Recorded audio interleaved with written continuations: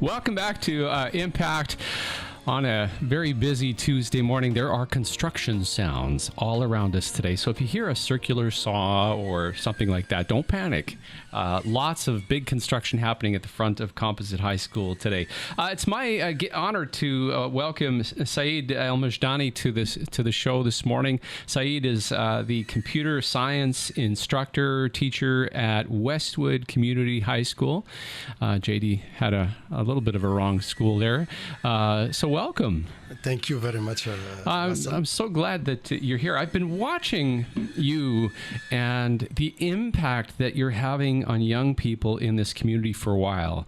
And it's pretty cool to see. And I know we were talking off the air about how things began, but we're seeing some amazing things being done by students in this region from a bunch of different schools because you have such a passion for computer science, and I'm guessing it's a passion for teaching. Is that more what it is? I think so. I love computer science. I love my students, and I would love to give them the best training, the best skills set ever to make them ready for the future. Those kids are growing up in a period of in our history where there is a change, and they need to be really well skilled to get ready for those challenges. So I'm trying to get them prepared. I think it was last summer, one of your students, Aniri, came and did some volunteering with us at the United Way. And I think she was in grade 10 at the time. And oh my heavens, how quickly she picked up technology, first of all. But then she started trying to problem solving, doing coding. And I know she contacted you when she was with the United Way, and you worked with her to explore various things.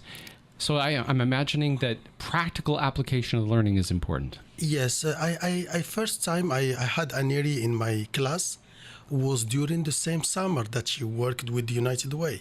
So she starts in July, learning first time how to code.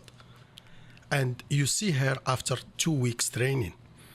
And you see how amazing she could do the job and how exceptional she could be. But imagine that was just only after 2 weeks intensive training.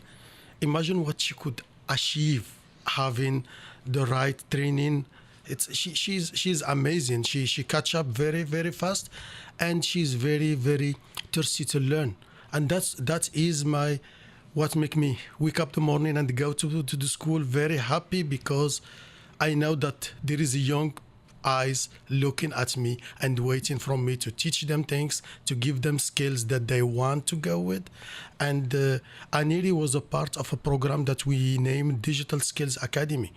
And for us, when we see the need of the industry in town here, there is some registered apprenticeship skills. There is the RAP program to promote them. There is different skills, but there is no organization or any organism helping to promote the computer science. If you go to the economy, the world global economy, you will see that computer is the biggest machine creating wealth in the planet. And in the top 25 companies in the stock market, you will find a lot of them, more than the half of them are tech-based.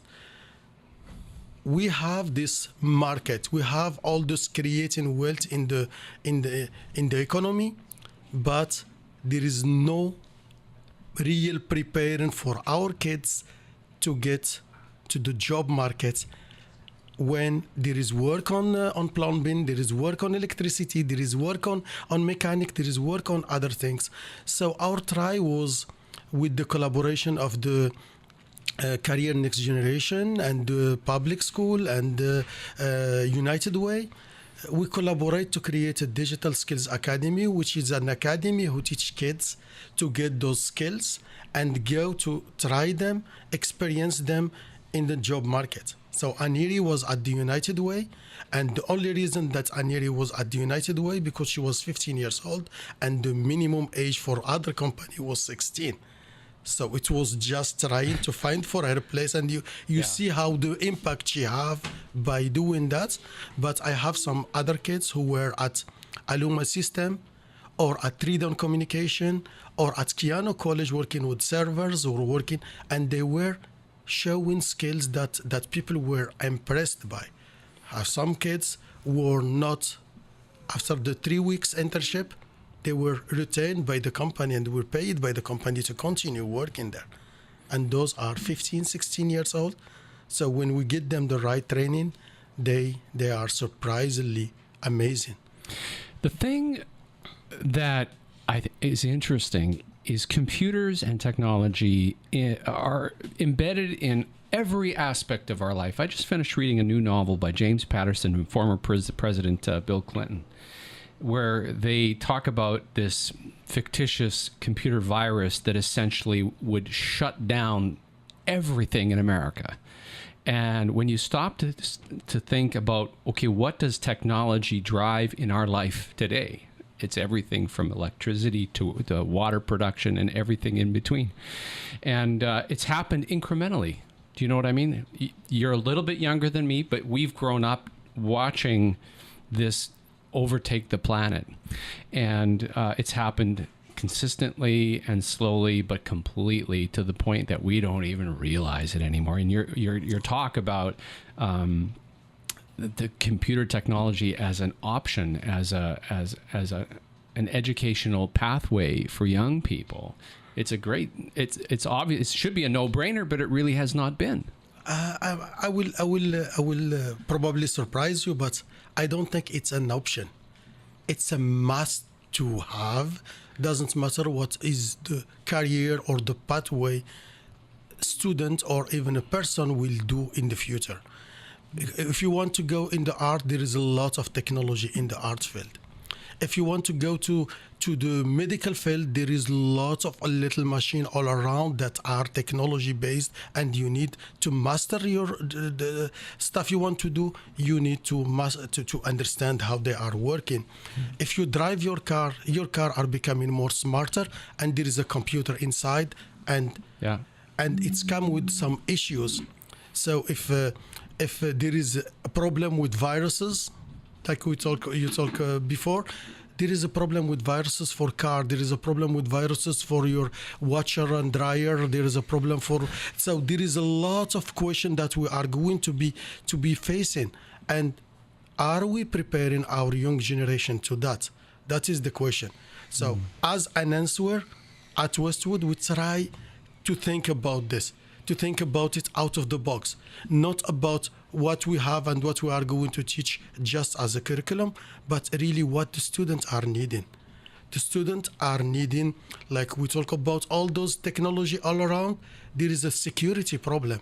We create a class at Westwood, we name it Information Security and Ethical Hacking, that just teach the kids how to see the issues and how to fix them, how to learn to get the skill set to detect if there is a penetration in the network, if there is somebody who is trying to attack or to do something really bad to the network, and how to protect yourself and all the people depending on you with that. We teach this for grade 10, 11, and 12 at Westwood. And I was surprised. I received a call from Siberia Telecommunication. It's a telecommunication company.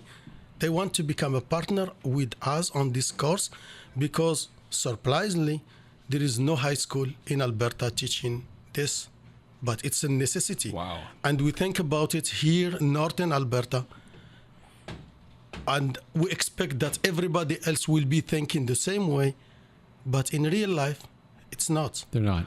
You recently had an event called a hackathon that I participated in, and I was saying hackathon sounds really negative, but really, as you talk about, it's not. It's talk about that language of hackathon and how it actually is really important. And when we talk about hackers, there is 3 different kind of hackers.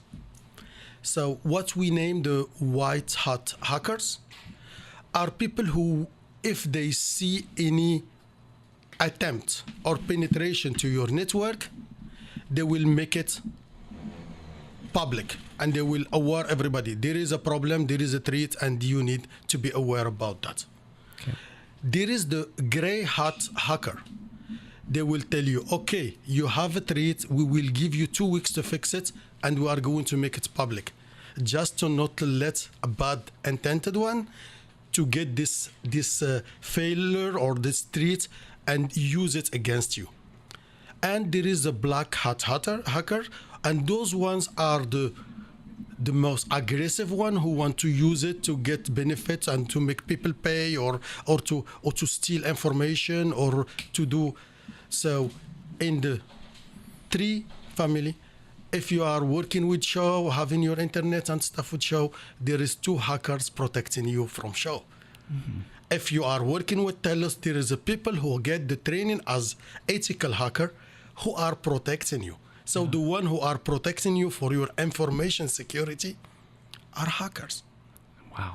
The white hat one, the good ones, the gray one are also good ones, and the only ones that we hear in ones the news are the black hatters. And never in the news a white hacker will be in the news.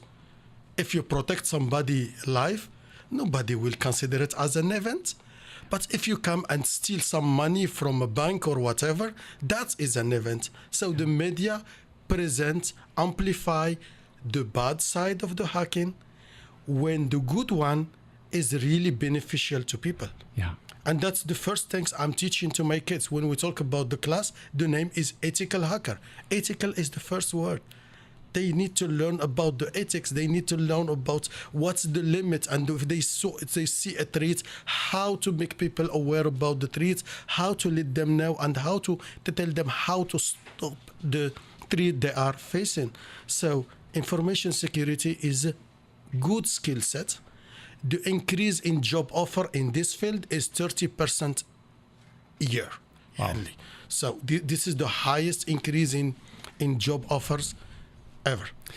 Our guest this morning is Said El Mejdani. He's the computer science instructor at Westwood Community High School, does a lot of volunteering in the community, working with young people, talking about various threads around computer science education, including some really good insight about the word hacker and the different kind of positive hackers there are in the world and how necessary they are to protect us from all the bad stuff out there that we hear so much in the news. We're going to take a break and come back with more of Impact right after this.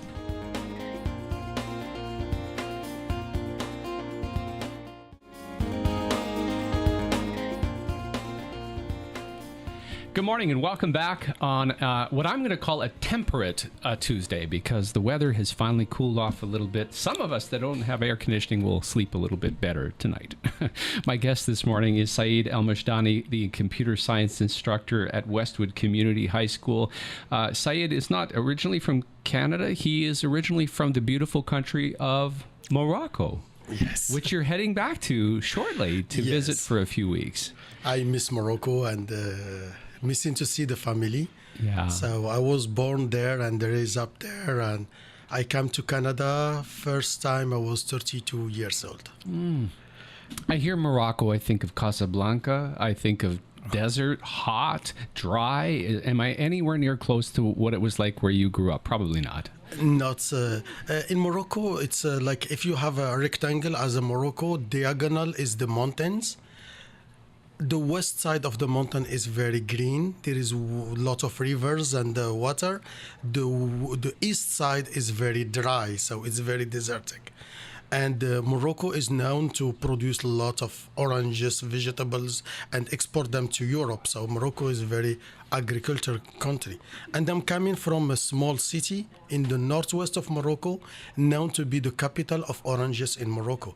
So I grew up around oranges farm, and that's... What is the French influence in Morocco? Because you probably, I think you speak French. I think I saw you on Facebook writing in French this morning. So what's the French influence in Morocco? It's big. So Morocco was actually not colonized by one country. It was Morocco was colonized by Spain. So the northern part of Morocco and the occidental Sahara part of Morocco are speaking Spanish, but the middle part is French. So in Morocco, if you just are in school system, it's mandatory to learn Arabic and French. Mandatory. In high school, you need to learn English, to choose between English, German, or Spanish, depending for the people who don't speak Spanish. So they could take Spanish, or they took German or English. So the only English I took in my life was 3 years during high school in Morocco. And English is my fourth language. So sorry if for my accent or. You're doing great. You're doing great. But it's where I learn English. It's in the school system there, and French is mandatory. And now there is like some native language, like a Berberian language, who become part of the system. So you learn Arabic, French, and Berberian, and in high school you add Spanish or German or English. You're a little bit younger than me, so but you were in high school in the late 1980s when I have vague memories of computers starting to find their way into the schools, the very basic computers. So did you have exposure to computers in those high school years, or when did all of this start for you? Not in high school. There was no computer in our high school, and at the time. So my first time I touched a computer was during my first and second year at university, and our university had one single computer they were using for administration, and one of the leader of the university gave us the permission to use it for programming with Pascal language during the weekend. So when the university was closed, they opened for us the door, and we were working on doing some programs and testing them in the only computer for the whole university. Since I was done the first 2 years, I didn't get any access to any computer, and I could not afford one because they were very expensive. And in Morocco, we don't. I wasn't coming from a rich side of the, so I could not afford to have a computer. I done a little mortgage with the bank in 2000 to buy my first computer, and I start again 12 years later to do some programming on my own. Yeah. In 2002, I done my immigration process to come to Canada. Second day I was here in Canada, I was at the university trying to register in a computer science master degree. It was kind of surprising for people at the university because I was having my bachelor degree in math, bachelor degree in education, but no bachelor in computer science. So they asked me if I could do what they name a propedeutic, that means a conditional, 3 courses to see just if I could handle to take computer science with the final classes of the bachelor degree in computer science. So I take 3 courses. The condition was to have a B grade on all the 3 courses. I get 2 Bs and 1 A+. And they get the proof that I kind of could handle it. So I start my master degree on imagery and numeric media at the University of Sherbrooke. And there I discover a passion. When I was doing my master degree at Sherbrooke University, Sherbrooke was having this imagery and numeric media program, who was the first in North America, which is just dedicated to the game programming and imagery in as a whole degree. And I start teaching at this program. I was teaching computer graphics, and it was in collaboration with Ubisoft company and Soft Image company. So I done like 4 years teaching game programming for people who work in the game field right now. Lots of people who get even higher in the management level at those company were some of my students. Yeah. In 2007, because of economical reason, I could not continue, and I had a family and I have a baby, and I need to. So I was looking for a job. I see a job announced as a teacher, and because I was teacher in Morocco as a math teacher, and I work as a math teacher 8 years in Morocco, so I just apply. I done the interview in the Montreal airport with Mr. Terrio, the principal of École Boreal. And a week later, I was here in Fort McMurray at teaching at Westwood High School for the French immersion and Francophone students, math, physics, and chemistry in French. There's been a lot of growth since that initial arrival in Fort McMurray. You described off the air kind of starting with very, very little at Westwood in terms of you had a club or something that you started with absolutely nothing. With $0 budget. I tell you that's a $0 budget experience I had. So I was in my class, and I have Raj, a student that I have, who is doing software engineering. I think he's finishing his software engineering this year. And this student come to me and tell me, I want to do a game, but I need some C++ skills. Could you teach me some? He knew and that C++ is a language of some kind. It's a language, a computer language. Okay, so, thank you.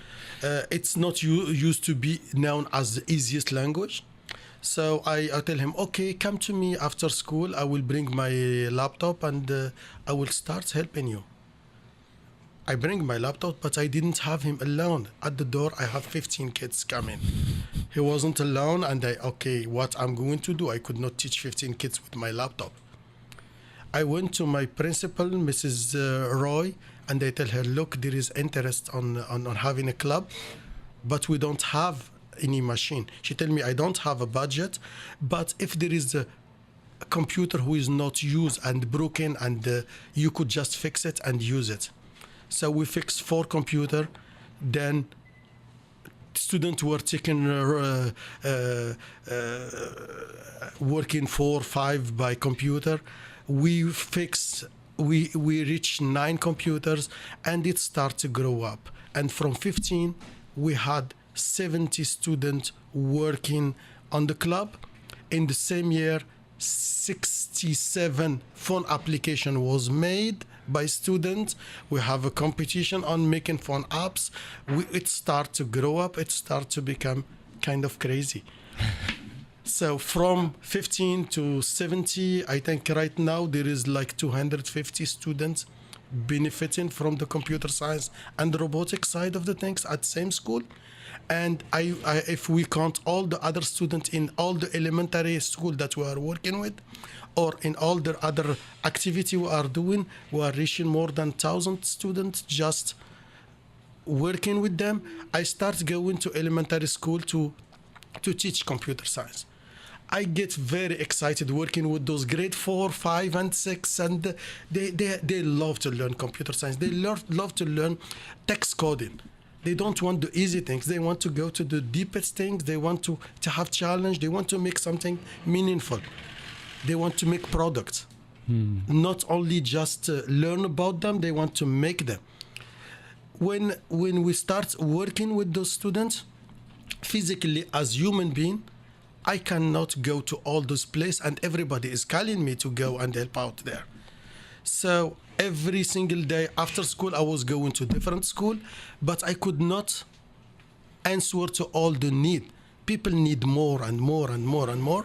So I was talking to some of my students, and I have those amazing students like Devani Patel and Dhruv Patel and Param, and they come up with the idea, let's do something as a student side. So my students create the youth computing, and the youth computing goal was to promote, inspire, and educate about computer science. So they kind of make my load a little lighter, but it starts to grow up. It starts to become a wonderful experience.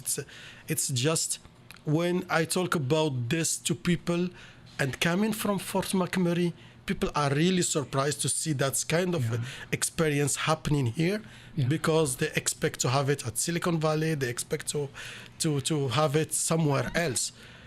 I'm going to interrupt you there because we're almost out of time, and I want to get to, because you've had some people reach out to you from away from Fort McMurray, very interested in your story, but we need to take another break. We're going to come back with more of Impact. It is a team effort of United Way, Fuse Social, Shaw TV, Fort McMurray, YMM Magazine, and 91.1 The Bridge.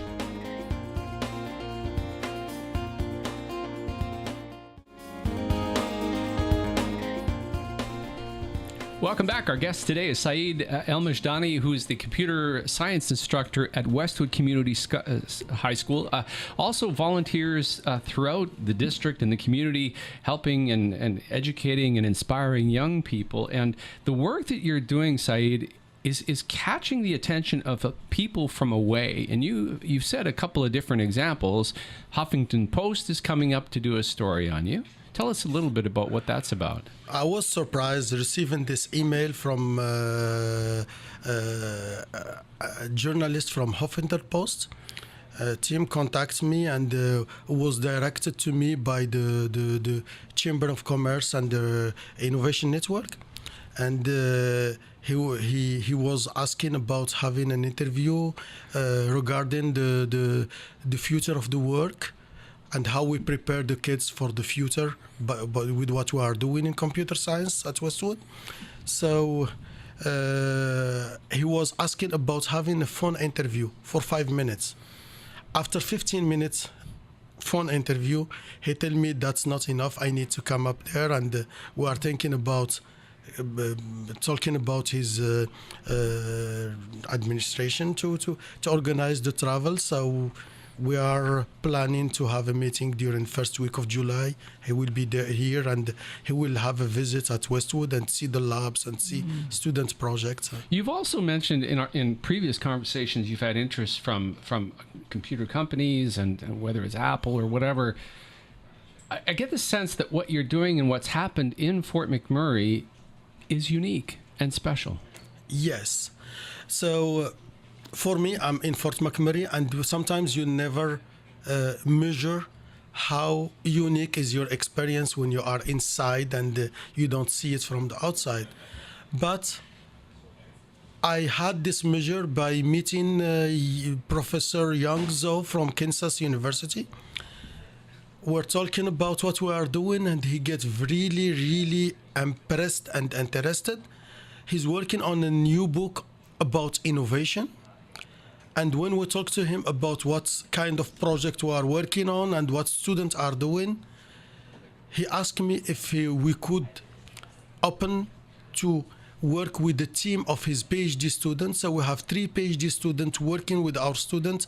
They just want to answer why innovation is happening at Westwood in northern Alberta in Fort McMurray, when people expect that it's happened in place where like Silicon Valley or all the big region with all those resources and all those environment who is good for the technology and innovation, and also with the funding.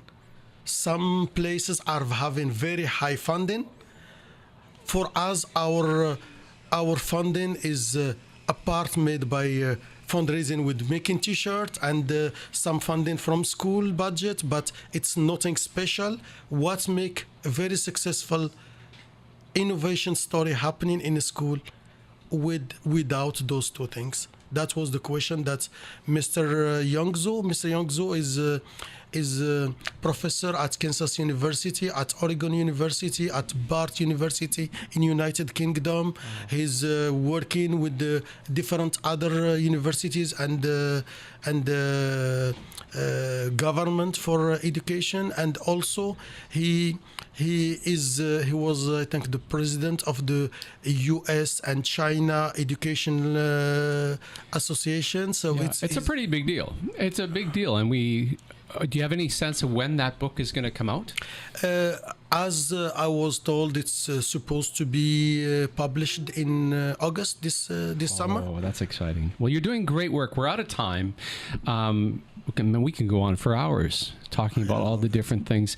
Said El Mejdani is so passionate about the work that he's doing with kids, and he was telling me a story, and he was referencing his kids, and I thought it was his kids as his children, but no, it's his students. He loves his students so much, and I see it in all of our interactions. And congratulations, sir, on all that you're doing. Keep it up. Thank you very much for having me. Yeah, it's wonderful what's happening in the region thanks to your efforts and the many young people that you're working with. Said El Mejdani is a computer science instructor at Westwood Community High School, an avid volunteer throughout the school district and in the community, and it's been an honor to have him as our guest. This has been Impact, a team effort of United Way, Fuse Social, Shaw TV, Fort McMurray, YMM Magazine, and 91.1 The Bridge.